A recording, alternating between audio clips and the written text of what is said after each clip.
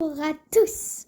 Aujourd'hui, c'est pas tout avocat ni un jeu. Aujourd'hui, je vais vous parler des maladies de chat. Oui, nous allons parler des maladies de chat. Oula. On se retrouve tout de suite après une petite explication. Alors, je vais vous dire. On a tous un animal de compagnie. Nous aurons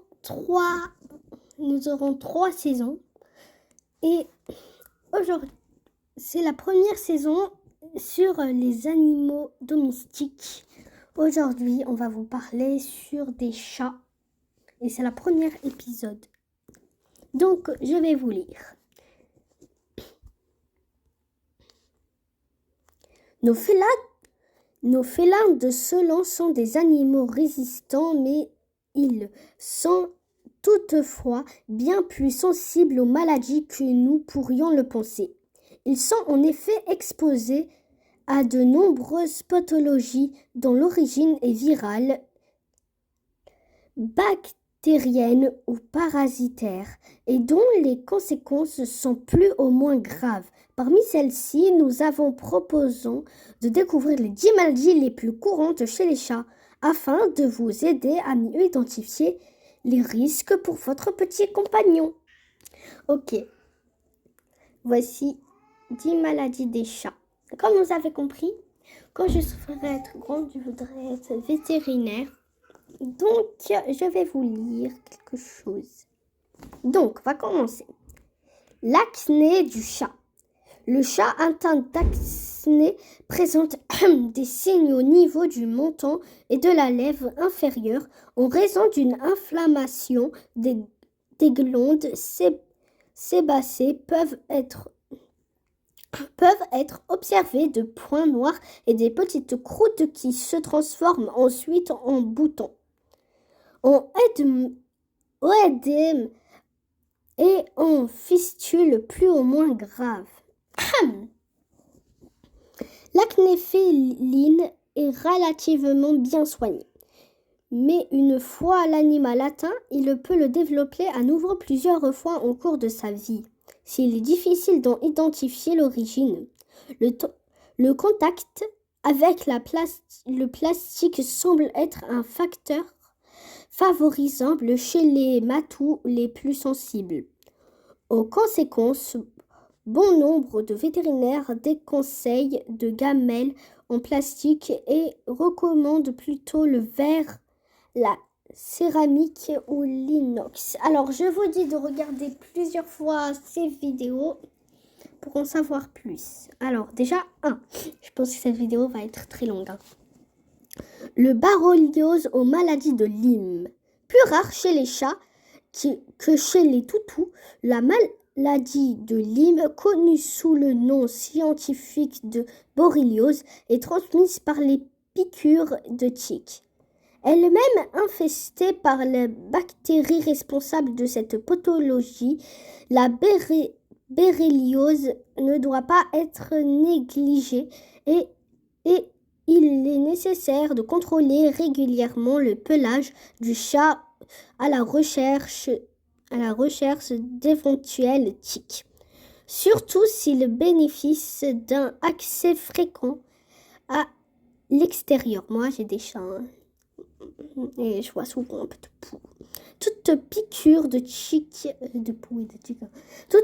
tique doit nécessiter un retrait immédiat à l'aide d'un tire-tique, jamais d'une pince à épiler, et une désinfection locale à l'aide d'un antiseptique d'ordre général. Si le tique est retiré avant 24 heures de délai, le risque est quasiment nul, à condition de la retirer convenablement pour qu'elle ne libère pas de bactéries dans l'organisme de son hôte. Les premiers signes de la borréliose se manifestent entre 2 et 3 mois, au moins ils ont plus que ça, mais ça, après la morsure. Le chat est fatigué, il perd l'appétit et présente une fièvre plus ou moins importante. Il est impératif de lui administrer rapidement un traitement antibiotique. Sans quoi l'inflammation peut entraîner des raideurs musculaires et une paralysie. En cas d'atteinte grave, la maladie peut gagner les reins ou le cœur, aggraver considérablement l'état de santé du chat, voire entraîner de son décès. En prévention, l'administration régulière des solutions anti-puces et anti-tiques reste la méthode le plus conseillée et le plus efficace pour éloigner les parasites. Ça fait déjà 5 minutes. Alors, nous sommes qu'au deuxième. On va aller sur le troisième. Vraiment, c'est lent. Celui-là, je pense qu'il est rapide. La chlamydiose. Dans sa forme féline, le chlamydiose est provoqué par la présence de la bactérie Chlamydiophili. Les chats vivant aux communautés sont les plus atteints, car elle se transmet facilement par les contacts avec des sécrétions oculaires et nasales. Le chat malade souffre d'une conjonctivite, d'écoulements nasaux. Il éternue et tousse fréquemment. Ses paupières peuvent être enflées et rouges.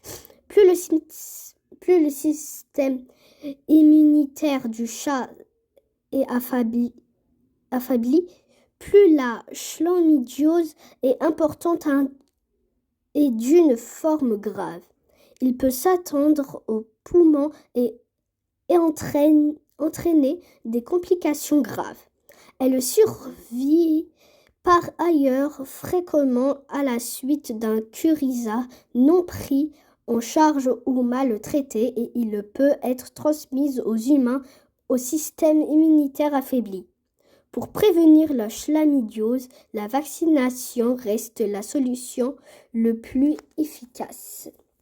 Alors, ça fait déjà 7 minutes et nous partons sur le 4.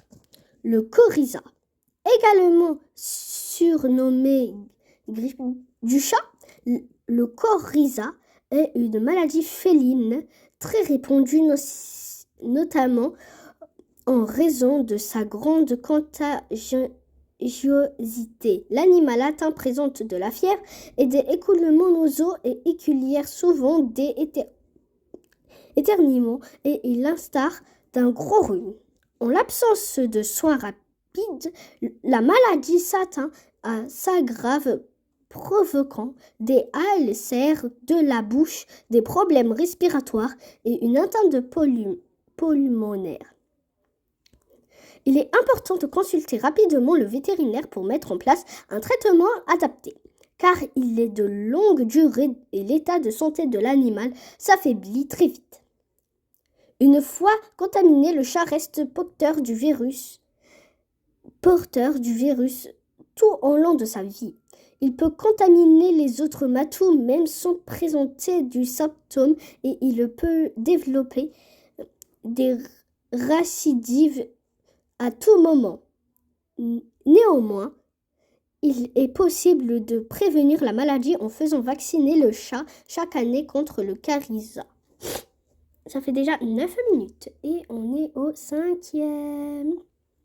La leucémie virale féline FELV. La leucémie virale féline est une infection grave qui provoque diverses infections qui conduisent à un affaiblissement de l'animal et dans 90% de cas à son décès en l'espace de quelques mois ou de quelques années. Elle ne doit pas être prise à la légère, car il n'existe aucun traitement pour la soigner. Heureusement, moi, j'ai un chat, pas une chatte. 2 chats, pas de chatte. La leucémie virale féline entraîne diverses infections secondaires, dont les cancers et hémorragique sévère. Attends. Quoi? La leucémie virale féline entraîne diverses infections secondaires, dont le cancer et immunodéficience sévère. Le chat est fatigué, abattu, il présente de la fièvre, des diarrhées, des écoulements au niveau du nez et des yeux. Et alors? Et des yeux, ça veut dire qu'il y a des trucs dans les yeux. L'animal perd son appétit, maigrit et anémié. Il peut développer également des troubles neurologiques. Allez, c'est 6, il nous reste encore 4 et la vidéo est finie. Ça fait déjà 10 minutes 45 qu'on est là. La leucose féline. Cette pathologie très grave se transmet facilement entre un chat en contact de la salive, du sang, mais aussi lors de rapports sexuels et de l'allaitement des petits par la mère atteinte. Sournoise, cette maladie virale provoquée par les virus lacrymogènes félins n'est visible parfois que plusieurs années après la contamination. Néanmoins, pendant tout ce temps, le chat est contagieux même à l'absence de symptômes. Malheureusement, bon, je vous redis une autre fois. Au revoir.